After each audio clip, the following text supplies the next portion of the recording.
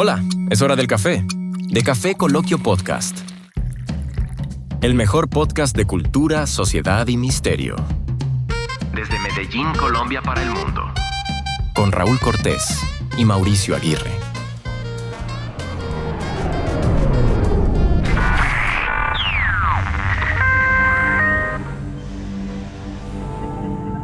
Hoy una historia oscura, dolorosa y desconcertante. Una familia que desde afuera parecía normal, pero que al cerrar la puerta escondía años de abuso, encierro y silencio. Hoy vamos a hablar de los Turpin, una familia estadounidense o norteamericana que se convirtió en sinónimo de horror doméstico. Yo quedé impactado con lo que comentaste, con lo que leímos, tremendo. Bueno, Raúl, quiero hacer la invitación de siempre para que arranquemos con el episodio. Entonces quiero invitarlo a que se pongan cómodos, a que se sirvan una taza de café y que le den me gusta de una vez al episodio porque yo sé que les va a gustar. Es un episodio bueno, entonces los invito a un café. ¿Y Raúl, te invito a un café? Claro. Andrés, ¿me acercas por favor el pocillo?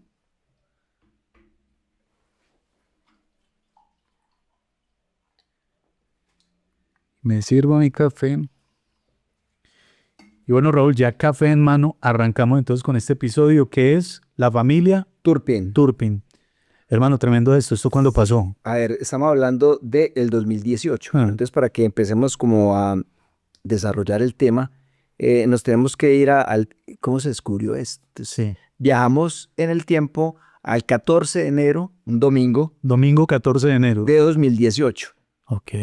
Una adolescente de 17 años se escapa por la ventana de una vivienda, una casa, un barrio, se dice como de estrato medio, un barrio... Clase media norteamericana. Obrero, de gente trabajadora, se escapa con otro joven, el otro joven se devuelve, ella sigue, salta por la ventana, desde un celular marca el 911. O sea que inicialmente se escapan dos. Sí, pero el otro le da miedo y se devuelve. La adolescente de 17 años sigue, llama desde el celular al 911, le contesta a la policía y ella dice cómo se llama, que está en la calle, que es primera vez o mucho tiempo que sale, Sí. y que los hermanos de ella se encuentran encerrados y encadenados.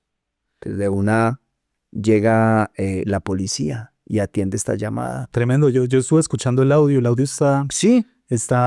Lo pueden encontrar en las redes y es bien perturbador, sí. Claro que sí. Bueno, entonces, ¿qué pasó, hombre? 13 hermanos.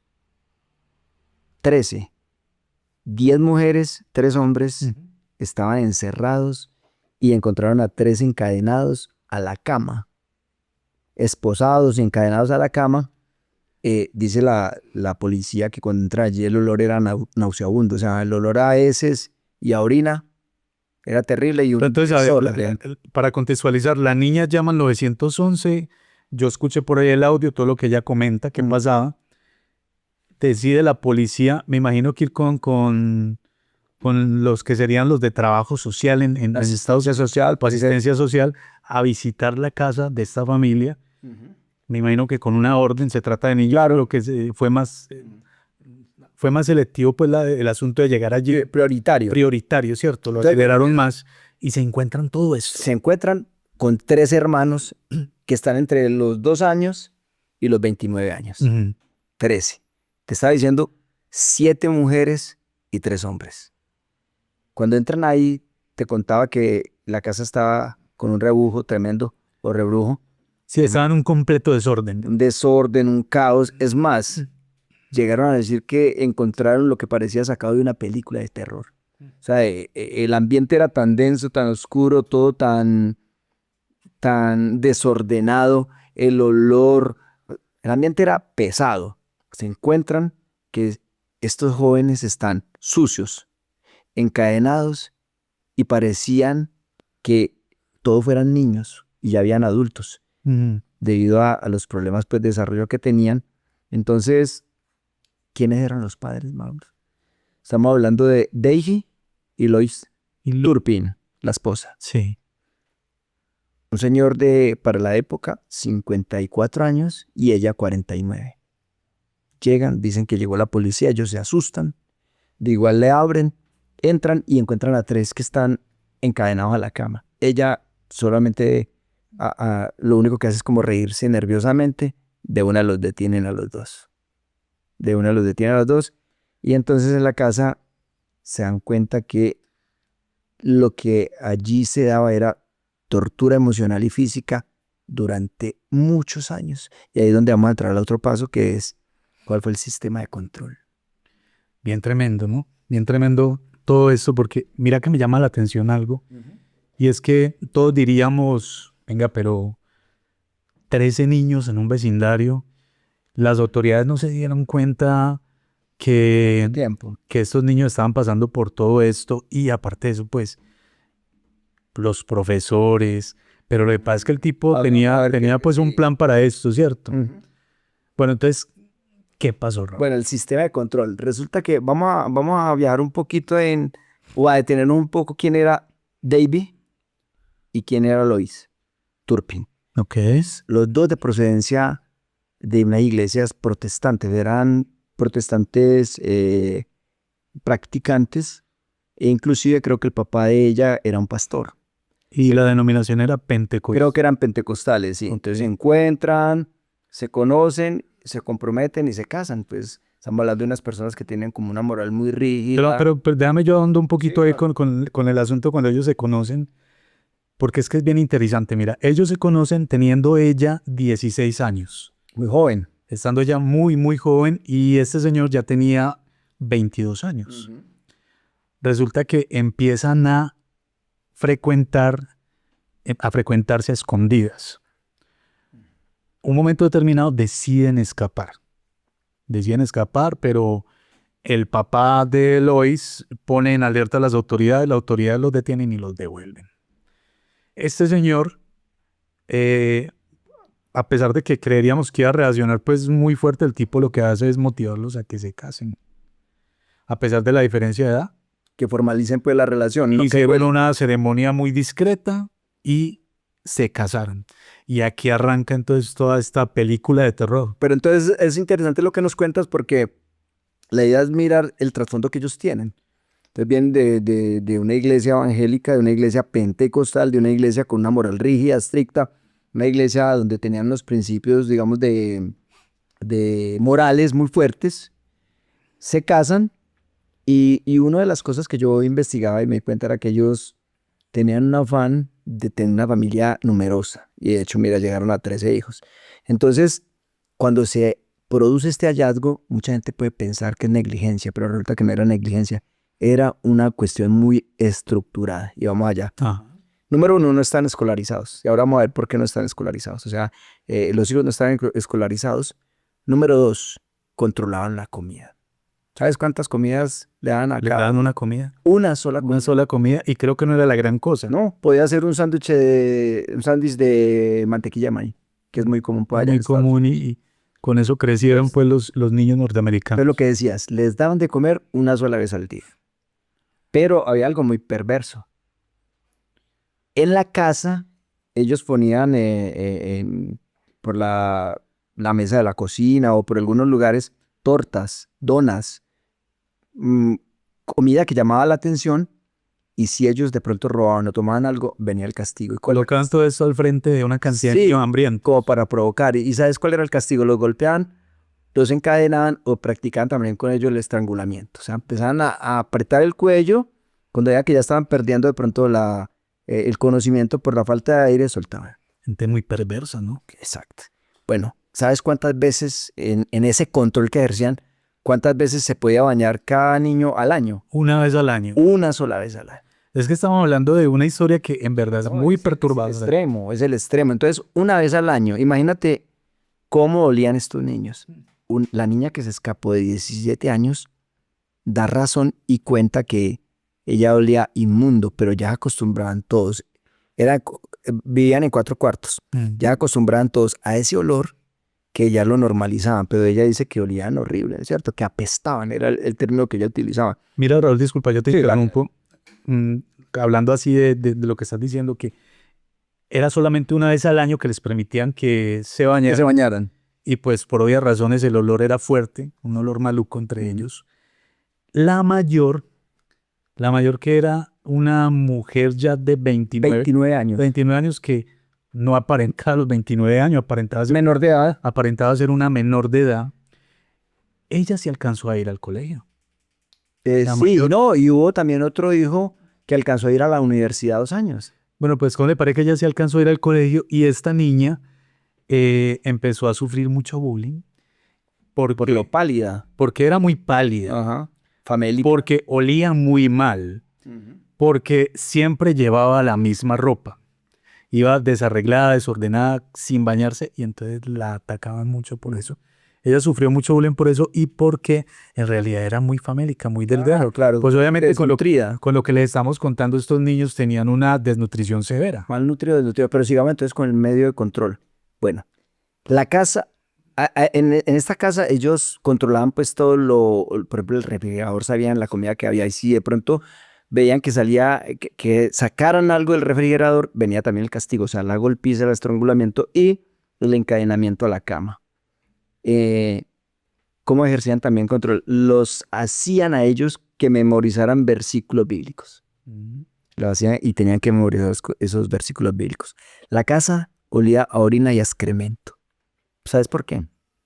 Porque si un niño de estos era castigado o un joven de estos era castigado, era encadenado a la cama día y noche y no podía ir ni siquiera al baño. Entonces, si el niño o el joven tenía necesidad de ir al baño, pues ahí mismo orinaba o ahí mismo hacía la deposición. Okay. Entonces pasaban días con esa casa y esos cuartos llenos de orina y de excremento. Te imagínate el olor. Terrible, ¿no? Me imagino ese lugar de Bueno, un espanto. Mire también cómo ejercían control. Los niños dormían de día y mantenían despiertos de noche. O sea, les cambiaron todo el ciclo circadiano. Ajá. ¿Y qué hicieron? Los mantenían despiertos de noche. Y la actividad era de noche. Lo poco que podían hacer era de noche.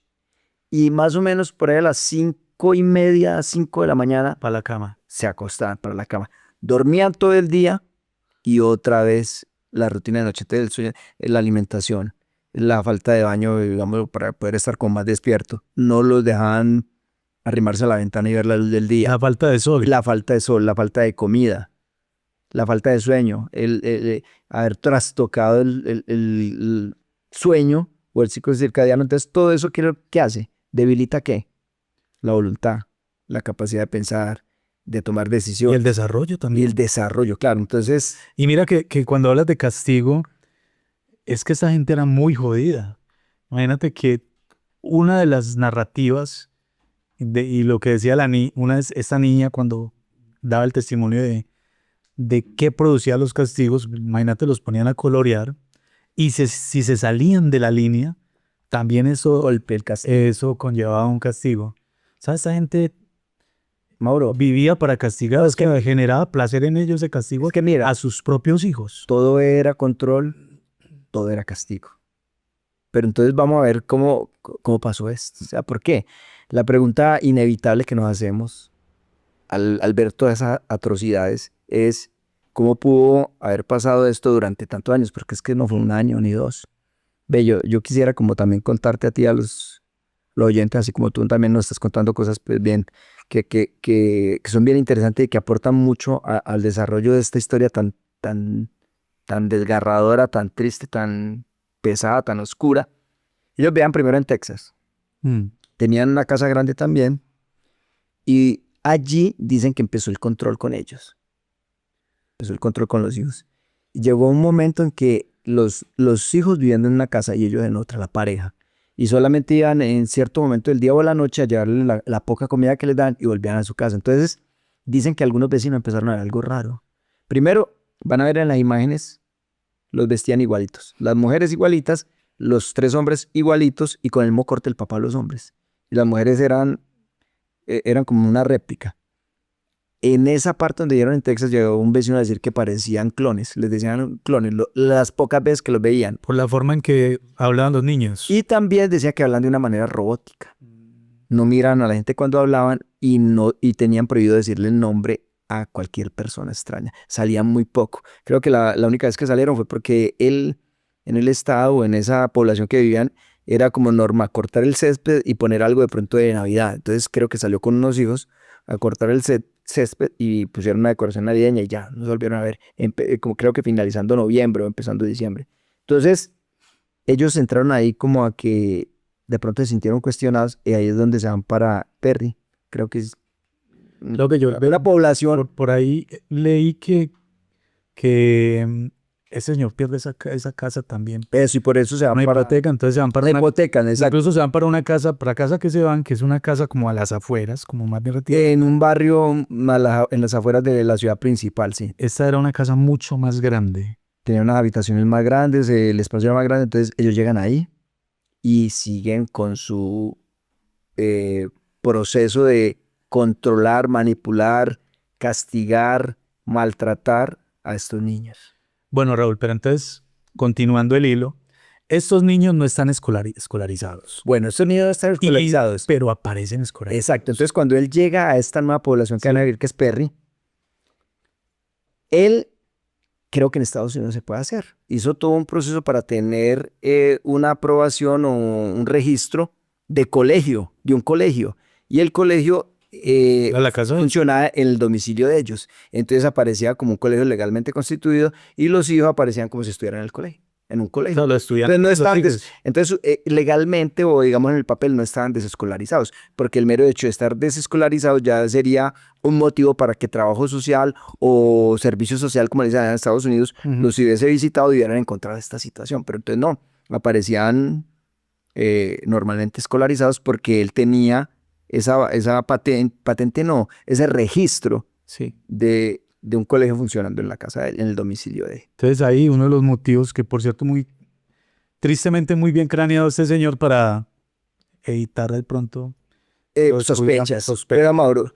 Mira, pero Raúl, esta gente, ustedes pueden encontrar fotografías. De hecho, vamos a esa parte. a colocar fotografías. Probablemente en las este están momento viendo. las pueden estar viendo.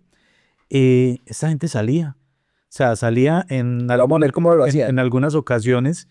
Y hay algo que me llamó mucho la atención que vos me comentabas y era esa fijación que este señor tenía por la marca Disney. O sea, hablando de eso, que eso me parece interesante, me parece hasta raro. Primero que todo, los vecinos los veían a ellos como que eran tranquilos y reservados.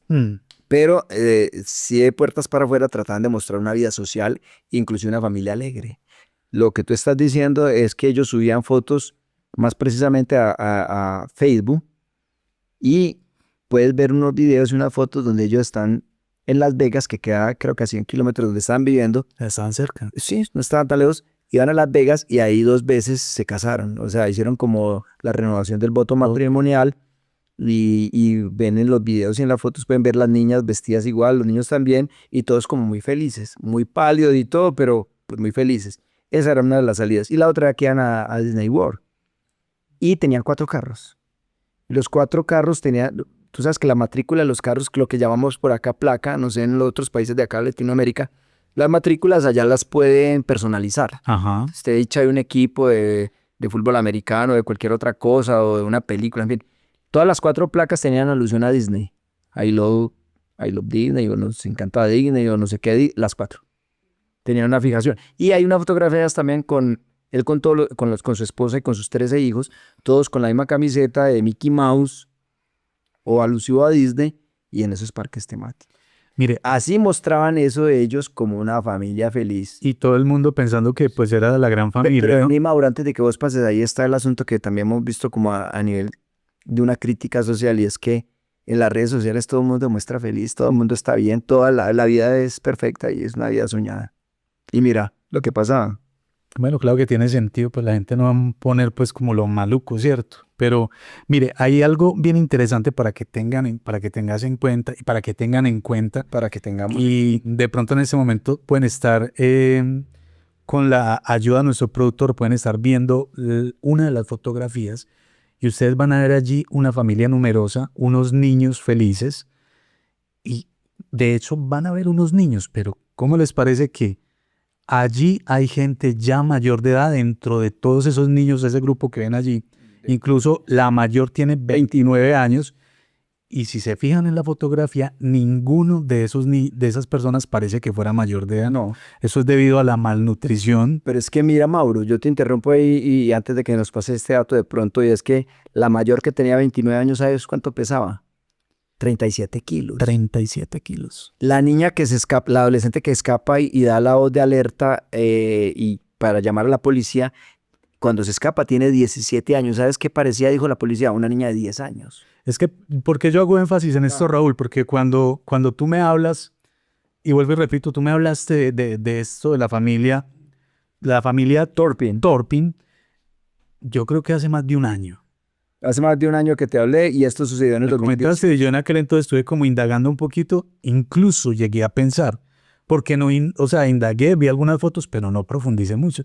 Y yo decía, pero esta gente ve bien, o sea, una familia normal, Aparentemente, feliz, ¿no? aparentemente. Y de hecho, lo que uno ve en la fotografía es un grupo familiar y todos son niños. Pero, Mauro, a excepción pues de los papás. sí, exacto, pero ¿qué podemos ver ahí? Que la fachada era funcional. Era funcional. Funcionó. Muy ¿Por bien qué? elaborado. ¿Por qué? Porque aquí la sociedad falló y los servicios sociales fallaron y las redes de apoyo fallaron porque no dieron cuenta. Mire, pero O sea, no hubo como una alarma, por lo menos más evidente, que de pronto si un adulto responsable o un vecino responsable de algo que no salen o algo, de alguna manera pregunta o tratan de indagar, o la familia, porque es que mira lo que dicen muchas personas, estos niños tenían también tíos o primos y abuelos. ¿Sabes qué? Los abuelos cuando pasó esto, hacía 6 años no veían a sus nietos, porque ese señor David y Lois hacían lo posible para mantenerlos separados, aislados.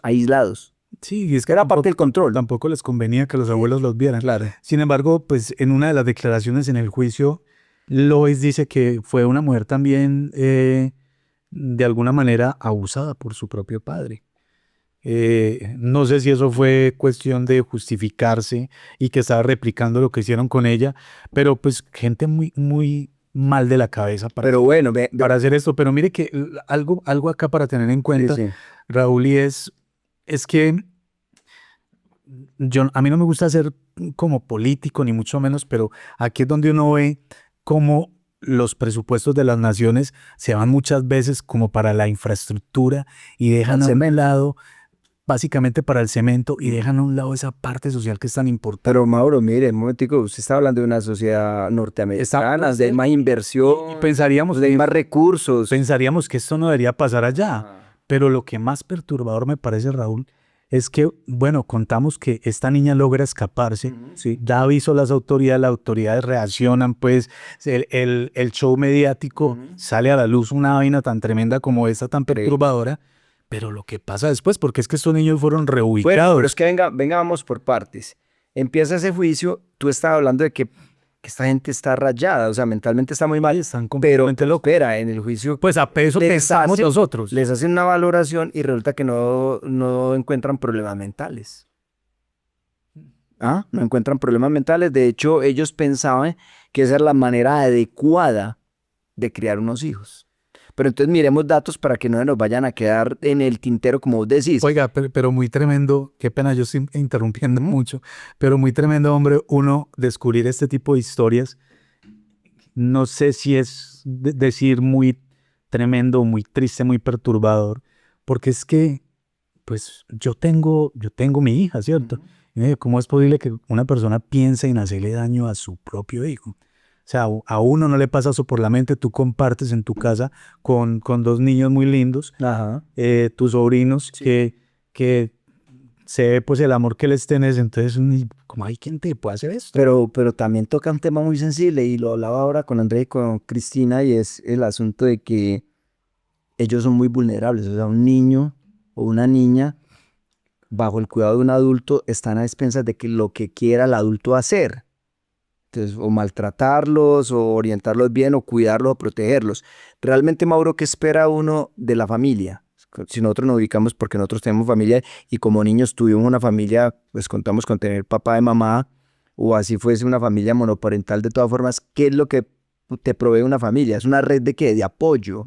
¿Y vos qué esperas como niño de la familia, papá y mamá y de los hermanos? ¿Sentirte qué? Protegido. Sentirte querido, sentirte valorado, sentirte cuidado. Vinculado. Claro, el vínculo afectivo, la interacción sana, la nutrición física y también la emocional. Incluso algo que es muy tremendo, y es ese respaldo incondicional que se ve mucho de las mamás, ¿no? Que es ese respaldo y ese amor incondicional y dependiente de que su hijo o su hija sean lo que sea. Sí, o sea, el amor de la madre es incondicional, el del padre es más condicionado, pero igual hay un complemento y igual el principio a lo que vamos es que la familia debe ser un lugar de protección. Y en este caso, mira, Un entonces, lugar seguro. un lugar seguro. Entonces, ¿qué ventaja tenemos de pronto en estos momentos de hablar del tema? Y es porque ya hay un recorrido.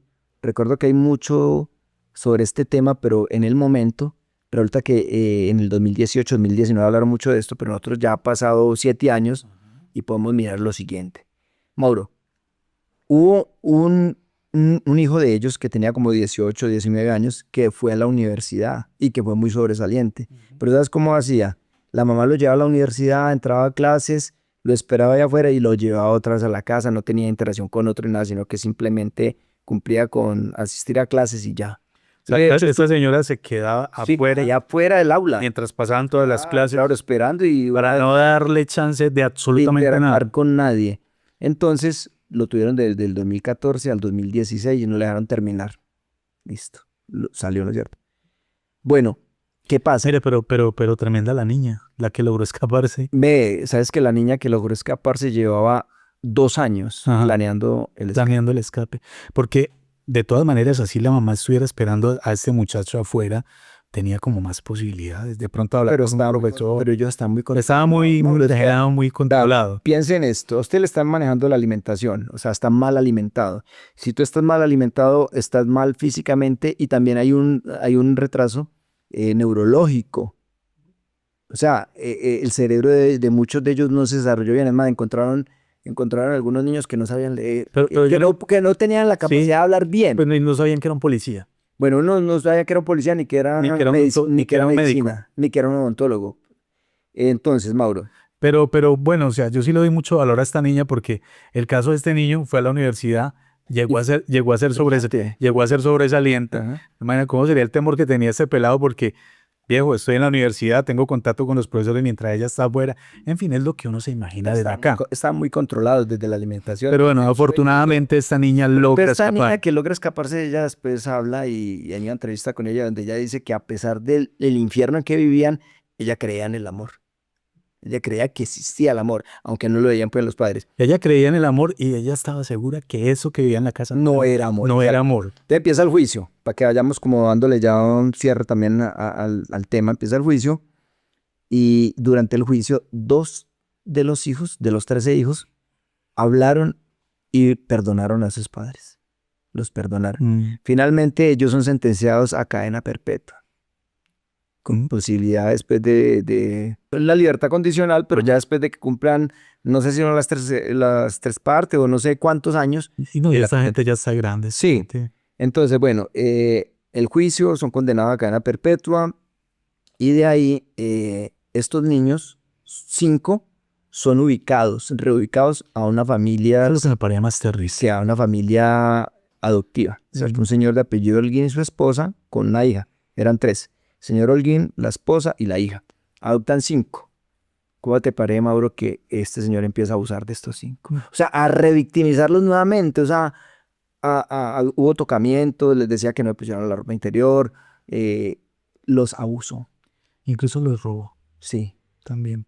Imagínate. Ellos tuvieron una compensación por parte del Estado. Hubo una compensación, pero también hubo gente que cuando se dio cuenta de este caso empezaron a donar dinero y recogieron $600,000, un platal, que también es que no han tenido un buen manejo. Mejor dicho, todo esto sacó a la luz que el servicio social allá tenía una cantidad de fallas. Muchas Y falencias. bueno, es más, llegaron a ver que muchos de los funcionarios estaban mal pagos y entonces por eso no eran eficientes. Imagínense, se descubren una cantidad de cosas, negligencias, malos tratos dentro de los mismos empleados del servicio social, pero todo esto sacó a la luz ese asunto. Entonces, imagínate, estos niños otra vez victimizados, ya adultos, ya han pasado 7 años, 2 de las que dan una entrevista ya sé que están más funcionales, pero dicen que tienen todavía terrores nocturnos, pesadillas, despiertan gritando, todavía tienen muchos ese estrés postraumático debido al maltrato y debido a los abusos y las vejaciones